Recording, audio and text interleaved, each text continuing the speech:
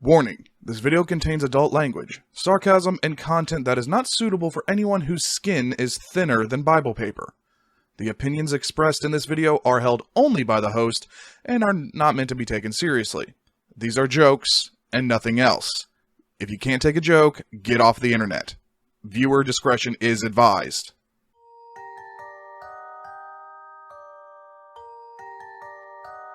Trapped in an asylum dedicated to the treatment of mentally ill children, a young girl must find her means of escape, find her pet cat, and reunite with her only living relative, her Aunt Grace. Oh, she also runs into conjoined twins, Jack Skellington, Falcor's cousin, Treebeard, Satan himself, Wilbur's dumpster baby, the Raisins spinoff, ask your parents, the American healthcare system, and the cast of A Bug's Life if it was written by Tim Burton. That sounds pretty cool, actually. Welcome to Creepy Family Reviews. I am your host, Creepy Uncle Vito, and in this video I will be going over the achievements and how to get them for a game called Fran Bow, as well as giving a quote-unquote brief review of the game as well. Obviously, this video will contain spoilers for the game, so yeah, you've been warned. For those of you who have seen my work on the Creepy Family Reunion, some of you may note that I mention on several occasions that I am a trophy/achievement hunter. A completionist, if you will. Now, not the completionist. That title is already taken by the lovable Gerard Khalil. All hail the Dragon Rider! Before I made the Creepy Family, I was a completionist on my PlayStations 1 and 2. And once trophies became available on the PlayStation 3 in 2008, I felt that the work I was putting into some of these games was finally being appreciated. Mind you, I wasn't a platinum hunter until later on when I purchased a PS4, but I would go after all the trophies I could before my goldfish brain found something shinier to focus on. During this time, I separated trophies and achievements into three categories: unavoidable, optional, and bullshit. Wait, who bleeped me? Hey, editing Vito, did you censor me? Why? Family friendly? I'm called Creepy Uncle Vito. Does that sound family friendly to you? Thank you. Alright, let's try this again. Fuck! Okay, good. We are back on track. Anyway, unavoidable achievements are simply that. Unavoidable. You play the game, boom! Achievement unlocked. Most of these are related to the story and you cannot miss them even if you tried. If you beat the game and you check your achievements, you will see you should have a few popped already. Optional achievements are a little harder to classify, but the best way I could put it is if you need to go out of your way to do something for an achievement, it's optional. Now I know they are not optional for me, but I made these categories from the point of view of someone who isn't going after the achievements. You know, boring people. There are some optional achievements that are borderline unavoidable, such as killing 10 enemies with so-and-so skill, travel to a certain distance, or simply beat the tutorial, but because they are not tied to the story of the game, they are classified as optional. There are a few in this category that almost cross the line into the third type, but as long as it doesn't require an insane amount of skill, or days upon days of work, they'll stay marked as optional. And now for the third type. Fucking bullshit achievements. These achievements will test your love for a game, and sometimes even your love for gaming as a whole. Those that fall under this category range from beating the game on the hardest difficulty, not dying throughout a playthrough, speedruns, and finding every collectible in the game. That last one can be not too bad, but there are a few games where they take it way too far. I'm looking at you, Knight's Honor and Dark Souls. However, the bane of every achievement/trophy hunter's existence can be summed up in two words: multiplayer achievements. It is the worst feeling seeing a game that you would love to get 100% on, but you see that there is an achievement where you must deal with the unstable, unpredictable, and often racist online community. Sometimes the achievements don't sound too difficult, but if you run into either a hacker, a noob, or those fucking people who I swear to God were made in a lab in Japan just to be a deity in these games, hours of work will be wasted and you won't even make a dent in this achievement. Now, technically there is a fourth category for achievement/trophy hunting, but these are physically unobtainable. Broken or impossible achievements. These achievements are physically impossible to get either because of a glitch in the code that the developers haven't patched, or the servers for the game have gone offline years ago.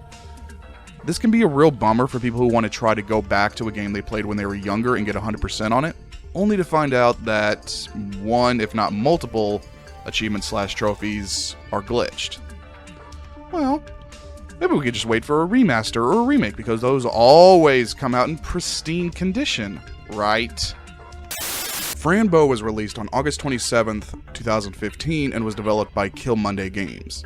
Kill Monday Games are based in Sweden and are run by Natalia Figueroa and Isaac Martinson. Hope to God I pronounce those names right. Kill Monday started making a few free-to-play games such as Candy Puppet Saga, Mr. Red Jolly Balls, and Mr. Red's Adventure in the Missing Balls. Noticing a theme here. Fran Bow was their first larger scale game that was originally crowdfunded. According to their website, all of their games share a universe known as the Ultra Reality, consisting of 5 realities that have collectively been dubbed Free, or 5 Realms of Essential Existence.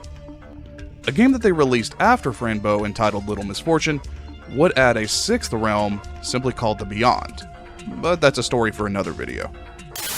Fran Bow starts us off in an asylum for children where Fran is having a therapy session with one Dr. Marcel Deern, right after having been under hypnosis to recall the murder of her parents. Yeah, good going, Doc. That's totally not going to fuck her up for life. After the session, the doc has Fran try these new pills that will help her with her symptoms. Sounds reasonable, right? Someone is having mental issues, medication can help. Well, these ain't your normal pills. You take one of these and it sends you to fucking Silent Hill, complete with shadow people, more gore than what's in Quentin Tarantino's Wet Dreams, and the disturbing altered forms of people. Look at this shit. Pyramid Head noped the fuck out of this place. As of the making of this video, I already have 7 out of the 18 achievements for this game unlocked. Now I'll be showing you how to unlock all of them, but some of them won't show as popping as I already have them unlocked. There are only 2 achievements in Fran Bow that are unavoidable: Find Mr. Midnight and The End. Simply beat the game and they'll unlock. Luckily enough, there are no fucking bullshit achievements in Fran Bow, so thank the gods for that. Now, in order to make this a little bit easier, I have divided up the achievements based on what chapter they fall in the game. For Chapter 1, there are only 2 achievements, and they really shouldn't give you any trouble.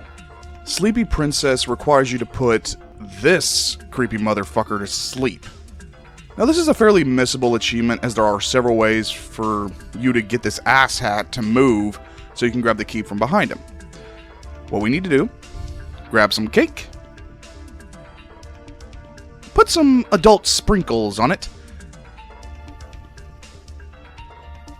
and give it to the guard. Now that last part is the hardest because, well, like trying to romance Tali in Mass Effect 3, you select the wrong dialogue and, well... I'm sorry.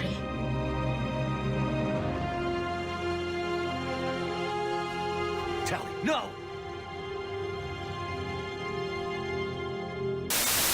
Getting the guard to eat the cake is pretty straightforward though. Just select B when you're talking to him. Your conversation will go like this. A cake! Eat it! You'll regret it. Fresh from the oven. Once the guard has passed out like a college freshman after their second twisted tea, the achievement will unlock. I Found My Way Out is probably one of the easiest achievements in this game. All you have to do is beat a maze and avoid all the shadow people. Now that's normally not that hard, but if you do bump into them, it's not a huge deal. It just starts the maze over again, which realistically this maze should only take you about a minute or so. Now the game does give you the option to skip it in the top right hand corner, but if you're watching this video, I'm making the assumption you kinda want the achievement, so yeah, don't press that button. Chapter 2 has 5 achievements in it, but one of them is unavoidable. Find Mr. Midnight. So I will only talk about 4. It Tastes Fabulous is probably one of the easiest achievements in this game. find the table with all the snacks on it, and eat them. That's it. I am not kidding. Eat 3 snacks, and then boom! Achievement unlocked. If one snack is no longer clickable, then click another. Get it got it good. Moving on! I Burn You is one of those achievements that is pretty easily missed. Like Sleepy Princess, there are ways around it, so it's not really required for progress. When you're in the twins' house, twin apostrophe S, you use the pills. Once you use the pills, you will fall in a well. Inside that well is a rope. At the end of that rope is a bottle that's tied to it. Now, most people's gut reaction is to cut the rope with a knife. But, like a blonde ordering her herbal mocha, venti, kappa, mocha, Cheerio latte with milk from every conceivable plant, seed, nut, tree, vine, paper towel, and Ultra HD Blu-ray copy of Peppa fucking Pig, we're gonna be a little bit extra. We gonna burn that bitch. Unleash your inner Drew Barrymore and Firestarter, and light that motherfucker up like you're a Burning Man. Boom! Achievement unlocked. Hello Dolly is another one of those easily missable achievements because after you see the berry carriage in the attic once, you really don't think much of it afterwards. You know, aside from the fact that my sleep paralysis demon is in the fucking thing. The thing looks like if Sloth from the Goonies and the alien from The Thing had a hate fuck baby. The trick to this achievement is to check out the carriage after you completed the ritual for the twins. Now, instead of the Chernobyl baby, you now see Annabelle's creepier cousin. Then, boom, achievement unlocked. The final achievement for Chapter 2, Toad on Board, requires the player to finish the Toader game, aka Frogger. Now, if you're too young to know what Frogger is, well, pull up your Huggies and let me tell you a little something. Frogger was a game that had a very simple premise. As a frog, get to the other side of the road. Pretty straightforward, right? Not so fast, young one, because you're not going across an even, flat, smooth, freshly paved road. You are going up Mount Horseshit, and you're just hoping to God somebody in front of you did not have the extra spicy bean chalupa from Taco Bell. Now, luckily enough, Toader is significantly easier than that crotchety grandpa game, so just get through 3 levels, and boom, achievement unlocked. The achievements in Chapter 3 can be classified as probably the easiest in the game, but it does require some additional brain power in order to get them. Now, I'm not saying I'm the standard for all achievement hunters, but if my dumbass can figure this shit out, I have high hopes for the rest of you. Faster than a snail is about as easy as it gets. Beat the snail at tic-tac-toe 5 times. That is it. Might take you maybe 5 minutes. Plus, you get some gold whenever you beat the snail. And it's always nice to have some disposable income, right? Dr. Love requires you to reunite 2 married mountains by getting the wife to forgive the husband. Yeah, most of us can't even get into stable relationships, but we are going to help these giant fucking rocks fix theirs. Yeah, sounds totally fair. Anyway, bring the wife some flowers, and then all is well in the kingdom because flowers fix everything, apparently. I feel that this achievement needed to be classified as unavoidable, but every guide I saw said it was easily missed. I don't know how, but sure, why not? After saving a marriage, let's go ahead and work on our thieving ways. The kind thief requires us to return a ticket we had stolen from this bug chick at the bar. Apparently, yes, that is a female bug. I'm not sure. I can't fucking tell anymore. Once we get inside the bar, we just give it back to her. Pretty straightforward. Now, it's pretty easy to get this trophy, but it's just as easy to forget about it if you're not actively looking for the achievements. I'm sure there can be some kind of scientific study done that can tell what kind of person you are, whether or not you return the ticket or not, but I'm not a scientist, so we're just gonna mosey right along. A troll run is very similar to I Found My Way Out. Just do not skip the minigame at the end of Chapter 3, and you'll get the achievement. Plus, in my opinion, this minigame is easier than the one you found at the end of Chapter 1, so it shouldn't give you any issues. If you do have issues, yeah, I can't help you.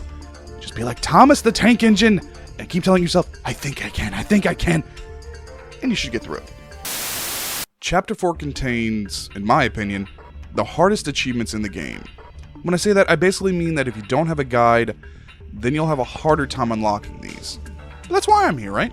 Providing you a dipshit's guide to achievement hunting. Achievement Hunter for Dummies, the audiobook, if you will. Oops, you crashed the game can be more of a pain to find on your own than it is to actually get it. When you're in the same room as Fancy Jack Skellington, there is a console to the left of the door. Click on it, and you'll be playing another minigame. After playing 3 rounds, a winner screen will pop up. Click on it, and the final boss will appear. Beat it, and boom! Achievement unlocked. Check is pretty straightforward. When you're in the lab, there's a checklist on the side of the table. Pick up the crayon and check off AFM on the list, and boom! Achievement. It's a small moment in the game, but it just calms the OCD demons in your head, doesn't it? Or maybe it's just me. Either way, moving on. Feeding the robot rabbit is one of those achievements you may end up doing by accident. There's a piece of paper behind the robot rabbit that we need to interact with, and clicking on Bugsy is required to progress. All you need to do is feed the rabbit 3 carrots and that's all, folks! I know that's not what Bugsy says, but goddammit, it's hard writing scripts, you know. The next achievement is one of the easiest, and one, in my opinion, needs to be a requirement for progression in the game.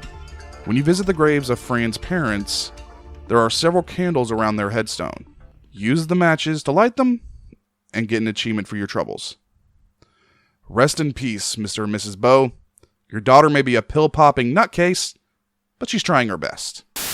The final chapter of Fran Bow has 3 achievements, but one of them is unavoidable, so we're just going to talk about 2. This is Electro Man is probably the most sadistic achievement on this list. If you have a weakness to disturbing and violent imagery, then how the ever-loving fuck have you made it this far in the game? We've dealt with conjoined twins, a teenager who's basically taking the Silent Hill variant of LSD, and we've been through enough ordeals to where, in my opinion, Fran should be dead. But who might have stopped someone from venting a little frustration? Now, to get this achievement, all you have to do is electrocute the doctor in the chair 3 times. A little electroshock therapy, and boom, achievement. Not long after getting This is Electro Man, you should be able to get the old story, the final achievement for this game aside from the unattainable one once you beat the game. The key to this one though is you need to close the door immediately after you get This is Electro Man. Simply close the door, and behind the door is a black and white photo. Click on it, and the trophy should pop. If you see that you're missing one achievement after you're done, then simply rewatch this video and try again. This game is worth replaying in my opinion, and I could use the views. While Fran Bow isn't the hardest game to 100%, it does require that you pay attention to a couple of small details. Now, a lot of achievement/trophy hunters, myself included, believe that 100%ing a game is to experience everything that the game has to offer and gives you the full story of what you have played.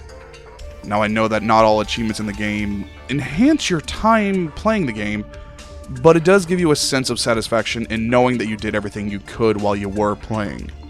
Get your money's worth, basically. Fran Bow is one of those games that 100%ing it does give you the whole story, in my opinion. It may not be a better story than what you do if you just speedrun the game, but I would rather know what I'm missing than guess what could have been there. I decided to complete this game because, at the time of this recording, Fran Bow 2 has been announced. If it does get released, I will be playing it on my other channel, Creepy Family Reunion, as I did for Fran Bow 1. Now, if you do decide to watch my playthrough of Fran Bow, please know that I recorded it before I had any idea what the fuck I was doing. Although, to be fair, I still don't know what the fuck I'm doing, but at least I'm still doing it. You will notice that a lot of the games I will be attempting to get 100% on in this series have been games that I have previously played on my other channel. Not always, but a fair amount. Now keep in mind that I am not going for 100% when I'm recording these games for Creepy Family Reunion, but if I feel like the game is worth getting 100% on, then I will make a video on it later in this channel. Thank you for watching, and I hope you all have a good one.